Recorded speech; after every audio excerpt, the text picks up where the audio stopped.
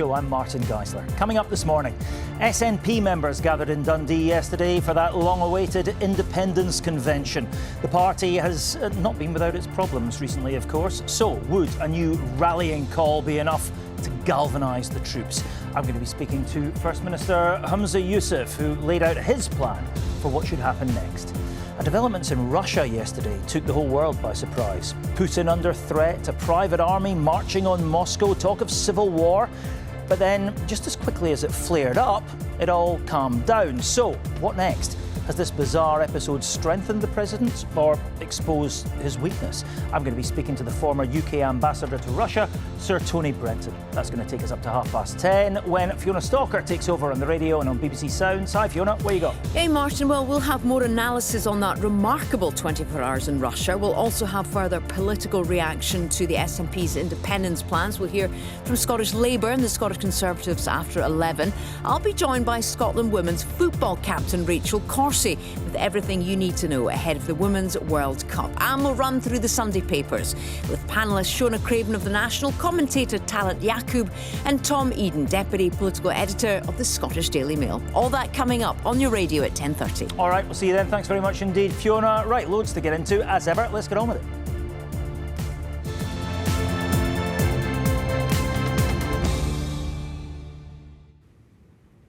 Yeah, really important, significant issues both at home and abroad that we're going to be discussing this morning. But of course, we want your opinions as well as those of our contributors. Do get in touch with us. You can do that, as ever, by using the hashtag BBC Sunday Show on social media. So, to Dundee and the road to independence. It's familiar territory for the SNP, of course, but now it looks just a little bit different, or does it?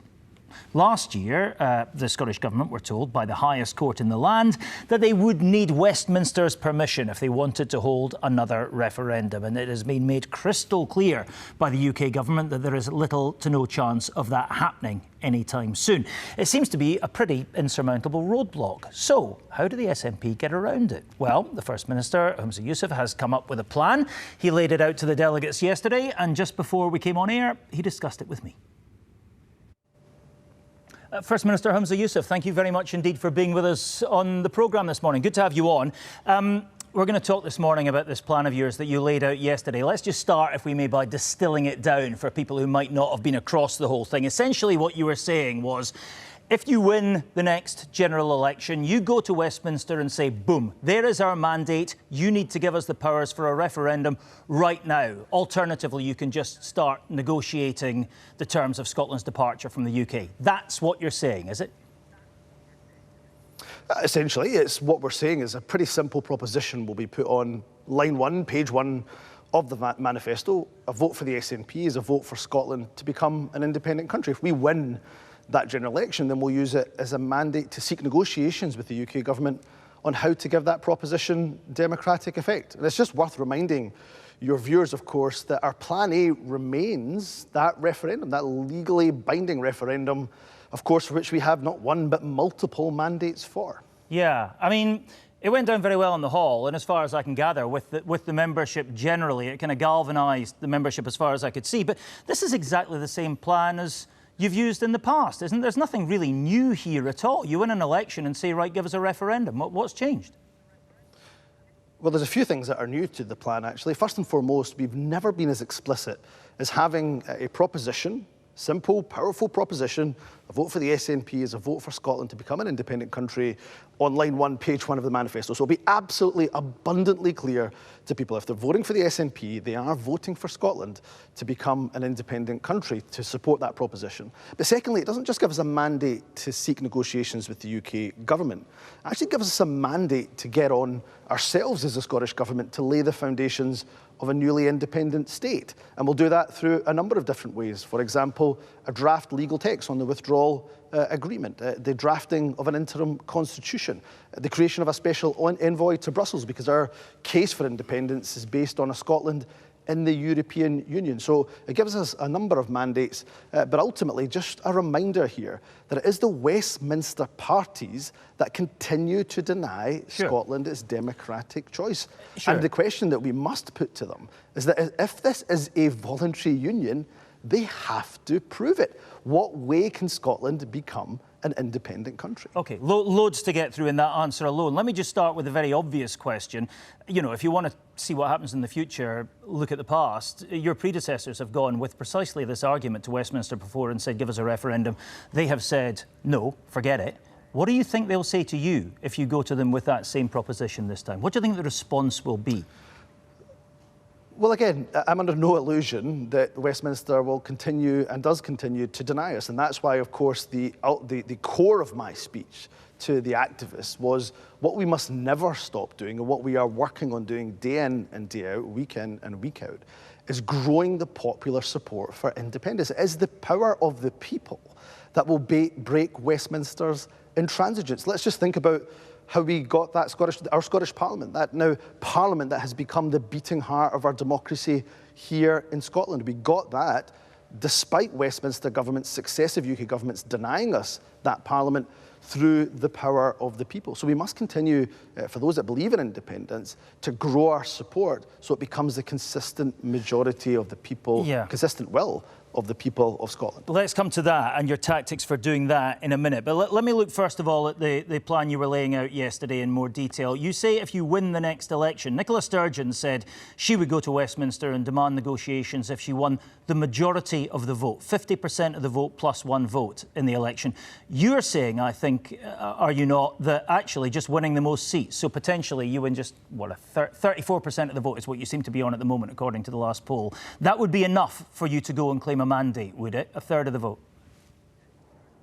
Remember, we already have a mandate for a referendum, which is, of course, our plan A. We want a referendum. It's a legally binding option that we want. We think it's the best way to, of course, test that proposition. And, of course, when it comes to testing a proposition for majority support, for that 50% plus one that you talk about, the way any democratic country does that is via referendum. Now, that is being blocked by the Westminster parties. So the next way to test that proposition is through a general election. And you have covered probably more elections than I have been involved in over the years. And you know the rules of a general election. They're pretty simple. The party that wins the most seats, of course, wins the general election. So if we win that general election, we will therefore then seek that mandate to negotiate with the UK government on how to put that proposition into democratic effect. OK, but if two-thirds of the country don't agree with you, you still claim that as a victory and a mandate and the will of the people, do you? Because it's not the will of the people if two-thirds of the people don't vote for it, is it? If you want to test a proposition for popular support, then we do that via a referendum. If the UK government now want to agree to a referendum, if Westminster parties want to agree to that, bring it on. I'll hold a referendum tomorrow if they agree to do that. So that's how you test a proposition for popular support. That's being denied to us, despite the fact that we have a pro-independence majority in the Scottish Parliament. That's being denied to the people of Scotland. So in absence of that, the next way to test the proposition on independence is, of course, via a general election. And the rules of a general election are pretty simple. All your viewers that are watching who've cast a ballot for a general election know that the party that wins the most seats wins that general election. I'm not saying to you if we win that general election, Scotland suddenly becomes independent. What I'm saying to you is that through a democratic, lawful means, we begin negotiation with the UK government on how to give that proposition democratic effect. When would you, say you did get 38% of the vote or whatever, you lost a load of seats, Labour won them off you, but you still won more seats than Labour and the Tories. For some reason, Westminster changed its mind, changed its position and said, all right, you can have a referendum. When would you plan to hold that? Would you hold it straight away? As soon as we possibly can, absolutely. I mean, of course, we'll negotiate that, but no doubt, as part of the discussions with the UK government. But I've got no time to waste. Scotland, I'm afraid, is suffering because we are not independent. We are suffering because we have a Westminster economic model, a failed Westminster economic model, hurting our people right now. We have an economy that is stagnating, barely growing because of course, the economic catastrophe that Westminster has imposed upon Scotland. So as soon as we can become independent, if we got that referendum, I would look to hold that as soon as we possibly can. OK, so, and also in terms of your messaging, page 1, sentence 1, line 1, absolutely a vote for the SNP is a vote for a referendum. So if I am one of those voters, this is an old question, I suppose, if I'm one of those voters who like you, I vote for you, I vote SNP because on balance I think you're better than Labour and the Tories. But in terms of a referendum, I think, yeah, maybe at some point, but now, to quote Theresa May, is not the time. And that is about 3/4 of the population, according to recent surveys. They think probably not in the next 18 months or so. Are you saying I should not vote SNP? If I don't want a referendum, bang, now, as soon as you get the chance, I mustn't vote for your party? Well, what I'll be doing is working to persuade you right up until that point. Yeah, but if that's my position on the referendum, on election day, if that's my position, if I don't want a referendum right now, don't vote for you. Well, again, I will seek to persuade as many people as I can, including a voter that says, look, I think I would like to see independence at one point, not now. I will make the convincing argument, persuade as many people as I can that we need it now because our people are suffering right now because of failed Westminster policies. And the only alternative is, of course, independence. A Westminster with a pale imitation of the Conservatives, I'm afraid, is no alternative whatsoever. Okay. We have the opportunity with independence to get rid of not just the Conservative government for a few years, but unelected Conservative governments for good. OK, so, but let me just press you on this. If you haven't convinced me by election day, if I go into the polling booth broadly in favour of the SNP, but not in favour of an immediate referendum, because it's way down my list of priorities, and I'm more concerned about economy, health, whatever, and you haven't convinced me that independence is the solution to all of those things, I should vote for another party. That is what you're saying here, is it? Martin, the question you're asking me is if a voter is unconvinced by the proposition we're putting to them, are they going to vote for you? I suspect they probably won't. Well, they might be unconvinced by everyone. The job of political parties is to try to persuade yes, exactly. But the point is, politicians and political parties seek to convince as many people of the manifesto that they're standing on. So I'll seek to convince as many people. If somebody goes into the ballot booth and decides that they don't agree with my proposition, then they'll probably either vote for another party. But I'll do everything I possibly can from now until the general election, whenever that may be, to convince as many people that Scotland's future as an independent nation is the best possible future for this country. And you will do that, I suspect, most effectively by convincing people that you can run a country competently just now. And there seems to be a dwindling faith in your ability to do that, doesn't there? You're leaking support pretty badly at the moment as a party. In fact, the last poll put you neck and neck with Labour. So how do you convince people when they're accusing you of not being able to build ferries, run a recycling scheme, dual road, all that stuff? So first of all, virtually every single poll, of course, shows you that the SNP is trusted above its opposition in terms of almost every single issue. But not as much as it was. Important issues. But secondly, and the second point I'd make, of course, is look at what we've been able to do with just a limited measure of self-government. We've, as a report showed just a couple of weeks ago, an estimated 90,000 children will estimated to be lifted out of poverty in Scotland because of the actions that the Scottish Government has taken. More young people going to university from deprived backgrounds than ever before. The best performing A&E departments in the whole of the UK. I could go on and on and on about the successes of the Scottish Government. And that's why people, election after election after election, have put their trust in us. I don't take that for granted. I'm not complacent about it. You're absolutely right. This is going to be a tough general election. It's going to be a difficult general election. And that's why I'm going to put the case for independence as that alternative future, that better future to the people of Scotland. I'm confident we can win that general election. All right, well, I mean, look, in terms of, you know, getting away from process and onto policy, let's get some commitments from you now, if we can. Let's start with the notorious ferries. People think that the media are obsessed with those things, but, you know, you speak to a lot of people all around the country, particularly in the islands. It's really important. When will Hull 802, this second ferry, hit the water? Give us a commitment on that, if you can. Well, again, we've already been public in terms of our commitment on 801 and 802. Now, we'll continue to work with Ferguson's because we know there have been challenges. I'd be fooling your viewers, I'd be pulling the wool over their eyes if I pretended there was anything other than difficulties in terms of Glensanix, which we hope, of course, will come into the seas, into service, of course, autumn of this year. But what I will say to you is that we're not just focused on 801, 802. They are important vessels. Yeah, but when's it going to hit the water? Give us a commitment on when the second ferry is going to be in service. Well, we said, of course, you said publicly, of course, that will come into service next year. And that's still our commitment to do that. Right. But I won't lie to you and won't lie to your viewers. The challenges around the vessels, of course, remain. And that's why we're investing in Ferguson's, we're investing in the workforce. But let me just say this much. It is, of course, our investment that will see 6 new ferries come online between now and the end of the parliamentary session. OK, you've promised since you've been in power in 2007 you're going to duel the A9. We still have no idea when that's going to happen. Give us an idea today if you could. Again, infrastructure, policy. Well, first of all, it's wrong to say, it would be wrong to say that, of course, we haven't done any duelling of the A9. There are sections of the A9 that have been duelled. We've invested £430 million in investing duelling the A9. When's it going to be finished? In terms of future timetable, we've said, well, in terms of future timetable, of course, the previous Transport Secretary, in fact, the one previous to the last one, has said very clearly in February of this year that we're doing some timetabling work that will be due to report at the end of the summer. So we'll go to Parliament, we'll make sure we update Parliament of when we can fully duel the A9, which remains a cast iron guarantee between Perth and Inverness. OK, interesting story on the front page of the Herald yesterday. The new Barlinnie prison. We were told way back in 2001 it's going to be finished by 2026. The cost is going to be £400 million. That now seems to be another infrastructure project with a big question mark over it. When's that going to be built and how much is that going to cost? Do you know? Well, again, we've come back and continued to say that infrastructure projects right up and down the country, this is not unique to Scotland, have undoubtedly been hit by the fact that we have high inflation. That is not a result of anything the Scottish Government has done, of course. It's undoubtedly due to the actions of the UK Government. There's also global factors, in fairness, at play in terms of what has affected the construction industry. Are you still confident it's going to be built? We have said that we have come...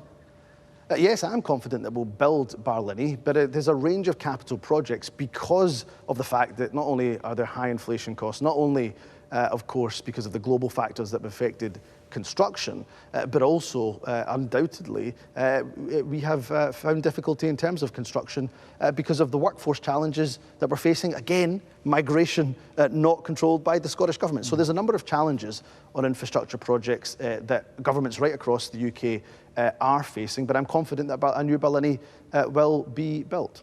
OK, look, yesterday elsewhere in your speech you said that, you know, in an independent Scotland we will offer sanctuary to those fleeing conflict. Let me ask you about this ship in Edinburgh that had been used to house Ukrainians who had come here for refuge. Now there's a suggestion it's going to be used to house asylum seekers. The council in Edinburgh doesn't like that idea. They say it could become a floating prison. They also say it could have a strain on services in the city.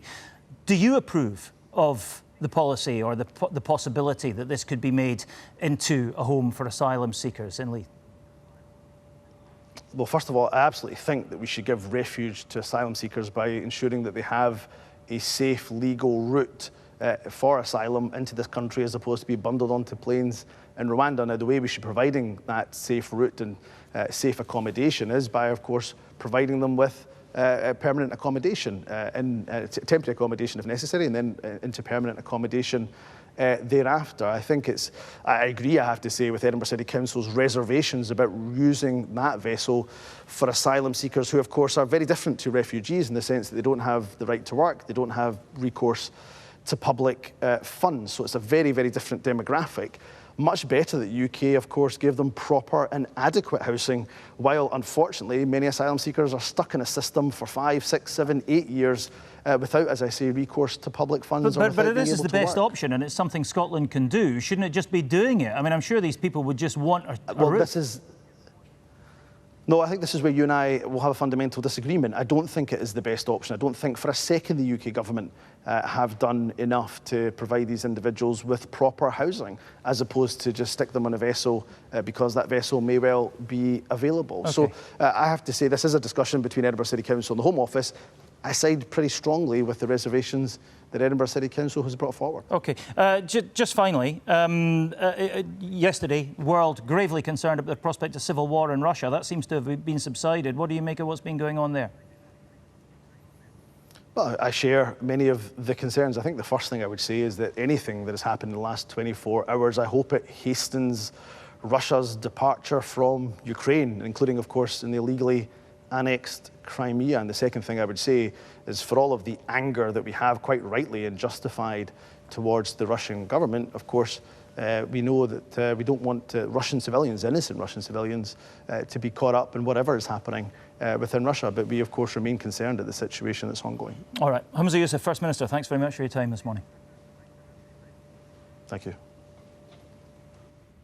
First Minister, speaking to me just before we came on air this morning. Well, our political correspondent Philip Sim joins me now.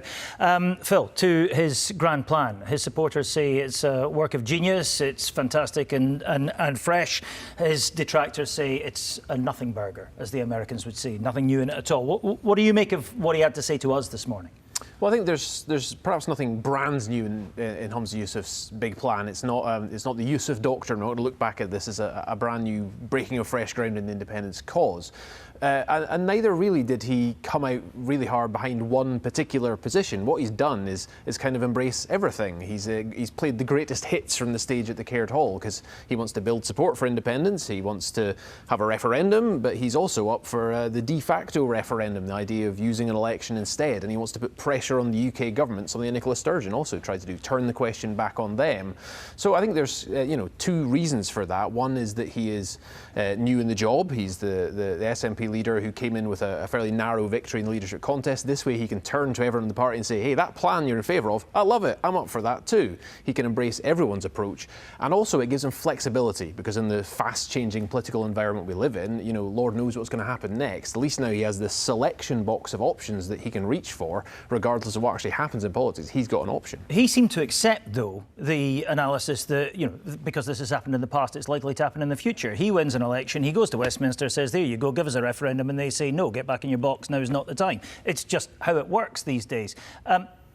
Can a different outcome emerge from this? Can this work? But I think everyone in the SNP would probably be sympathetic to his position that they can't just accept the UK government having that cast iron veto over Scotland's future, and they need to find something they can do to break out of that. But I think maybe this is a plan that gets them through campaigning the next election, and the election is really the important thing, because that is where the context can change completely. Because it's all very nice having these technical, theoretical discussions beforehand. Elections are the things that really change things. When people vote, that changes the context, and we don't know what will happen in that election. It could be that the SNP, lose seats in that election, and that then makes it difficult for Humza Yousaf to say this is a mandate for independence negotiations. Although he says that's exactly what he will do. Well, indeed, but equally in that election, it could be the case that Labour, say they fell one seat short of a majority, they are not then going to be standing there saying, well, we're not going to bother going to Downing Street. We won't have talks with the SNP, which is Keir Starmer's current position. The context can change completely. These are all hypotheticals, obviously, before an election. That's the point. An election can really change the context of the discussion. Yeah, when theory collides with reality, isn't it? When we really hear what the public think and what the politicians mean. Phil, as ever, thanks a million for that analysis.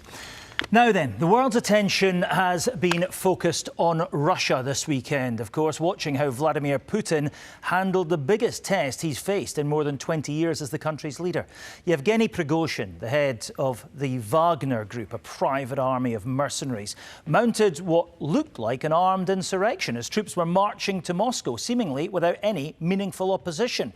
But then, suddenly, they stopped, turned round and went back to base. And now, apparently, Prigozhin, their leader, is heading for exile in Belarus. So, what on earth is going on? And where does all of this leave Russia, Ukraine, and, well, for that matter, the rest of us? Let's try to get to the bottom of at least some of that, shall we, with Sir Tony Brenton, a former UK ambassador to Russia. Sir Tony, good morning. Thanks so much for being with us on the programme. Good morning, a pleasure. If you could just start, if you would, by explaining what just happened and why, that would be great. I fear it's not as easy as that, though, is it? No, I'm afraid not. It's been a pretty astonishing set of somersaults over the last couple of days, and more is going to emerge. But as you've just said, Prigozhin, who's a guy who set up this mercenary group, largely with the support of Putin, because it does useful things for Russia, which are then deniable around the world, in Africa and elsewhere, and is the bit of the Russian military which has fought most effectively in Ukraine. The one town that the Russians have won in the last 8 months, a town called Bakhmut, was done by Wagner, not by the regular Russian troops. Prigozhin hates the standard Russian military, views them as incompetent and corrupt, not without some justification, and has launched a private campaign basically to get the defense minister and the head of the Russian military sacked. And that campaign has got louder and louder to the point where Prigozhin, with Putin kind of sitting back and letting it happen, up until Prigozhin stepping fundamentally over the mark yesterday, when he launched his troops off on what he described as a justice march, basically an attempted coup towards Moscow. At which point, Putin gets up, says this is treachery, this is mutiny, the people who are doing it deserve to go to jail. this wasn't very clear, but there are quite substantial Russian troops around Moscow who would undoubtedly have seen Prigozhin's rather small forces off if they had been incorporated. There was communication routed via Belarus, but I don't know that Belarus played a very active part, to Prigozhin, which gave him the option of going into exile, which he's agreed to do, backing his troops down, which he's agreed to do, incorporating at least some of his troops into the Russian regular military, which looks as if it's happening. And so the immediate threat of the coup is off. The interesting questions, of course, are the implications of all of this for Putin and for Russia, but no doubt you'll want to go into that. Well, I do, because, I mean, well, dictatorship is a zero-sum game, right? It's 100 or nothing. So Putin was seen to be challenged yesterday, and the challenge hasn't been neutralised. It's just gone to another country, I suspect. I mean, how seriously has Putin been weakened by this, and what are the implications of that? Well, I mean, I think you'll hear a lot of overstated commentary on this from Western commentators. And Putin undoubtedly brought this on himself by letting Prigozhin go as far as he did. Nevertheless, Putin remains, he's not a dictator, but in substantial charge of a Russia which is fighting a very serious war and has around him an elite of people who've worked for him for several decades, who are very attached to him and who know very well that if he falls, they fall as well. So I would get, and it has to be said, the Russian people are supportive of the war. It was quite striking yesterday when Prigozhin, and indeed today, when Prigozhin left for Belarus, he was clapped and cheered by the crowds around him. They like Prigozhin. He's a tough nationalist, Russia first type of guy. So I would guess that Putin, yeah, it's been a big shock. Yes, it damages his image, of course, in the West and elsewhere. Yes, Ukraine is feeling cock-a-hoop. But Russia is not going to get rid of its president and undoubted leader in the middle of a serious war. So to pick up on that point, Ukraine cock-a-hoop yesterday, I mean, should they now be bracing themselves? Because the message from Prigozhin to Putin, or certainly to his military leaders, was, you're messing this up, you're not hard enough, you're not serious about this. Could the consequence of this all be Putin now going in and effectively flattening parts of Ukraine just to show he's got muscle? I don't think so, because he doesn't have that much muscle. He's been trying to flatten Ukraine for the last few months. I mean, most of his drones are being shot down. Russia is in the defensive in this war.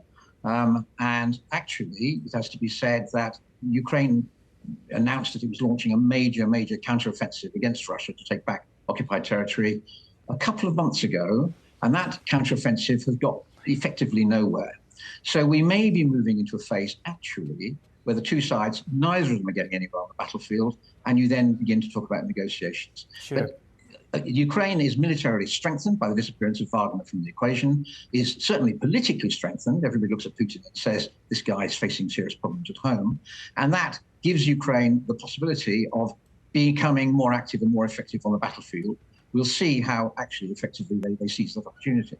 Yeah, it is really interesting, isn't it? I mean, a lot of people excited by this yesterday, but then were warned, be careful what you wish for, because if you thought Putin was bad, Prigozhin in power could be significantly worse. Really interesting times, fascinating if troubling also. So Tony Brenton, former UK ambassador to Moscow, thank you so much for your time here on the Sunday show this morning. We will watch all that, of course, with great interest. Well, that is it from me for this morning and for a couple of months. We are taking a break while Parliament goes into recess. We won't be on the television on your Sunday mornings, but we will, of course, on the Sunday show, be with you on the radio. If you're listening on the radio or on BBC Sounds, Fiona's coming up just now. If you're with us on the telly, it's bye from me. Have a great summer. We'll see you very soon. Thanks for watching.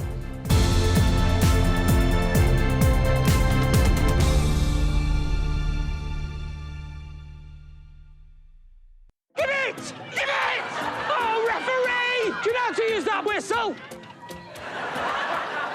Hello.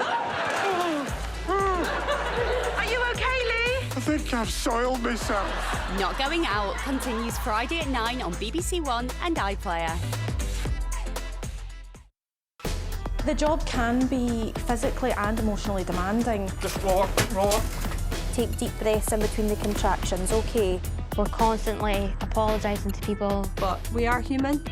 New Paramedics on Scene continues tonight at 9 on BBC Scotland and iPlayer.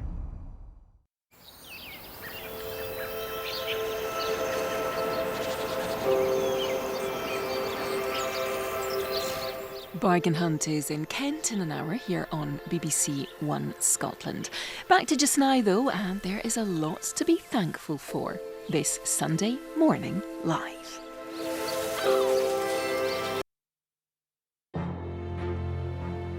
Hello and welcome to the show that puts the heart and soul into Sundays, bringing faith and ethics to the discussions that matter most. Yeah, coming up today on Sunday